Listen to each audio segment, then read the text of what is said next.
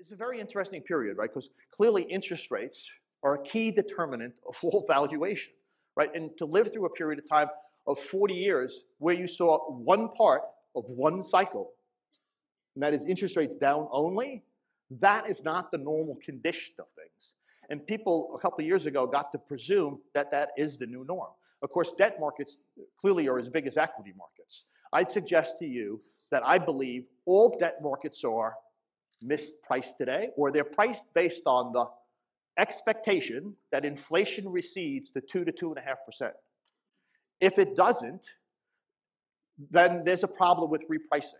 And that is because there's no real rate of return, right? There's a negative real rate of return in all fixed income today. So therefore, the fixed income market is valued based on the hope that that inflation rate comes down. And we all know that hope is not a strategy for anything. So not only do you have this extended period of time where interest rates move down, therefore cap rates move up, right? And so therefore everything gets more expensive, more valuable. And so, but instead what you also had was, misdirected Fed policy. I'd suggest that the Fed at the margin does something, but in aggregate is ineffective, right? So what did the Fed do post the financial crisis? It made free money. Why did it make free money? Did it do that to suppress the interest rate, to misallocate capital? I don't think so. It really did it with the intent of, it's the new trickle-down theory. If we make money cheap, that will encourage economic activity.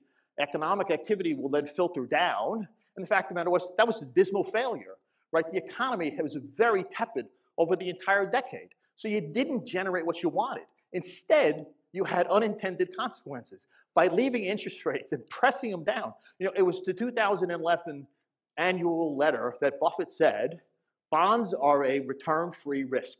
That was in 2011. The fact that the government suppressed rates for all of that time, just think about the misallocation of capital. Value versus growth, right? Value stocks have had not a 7-year, and that's not 7 years of feast and 7 years of famine, it's a 14-year feast.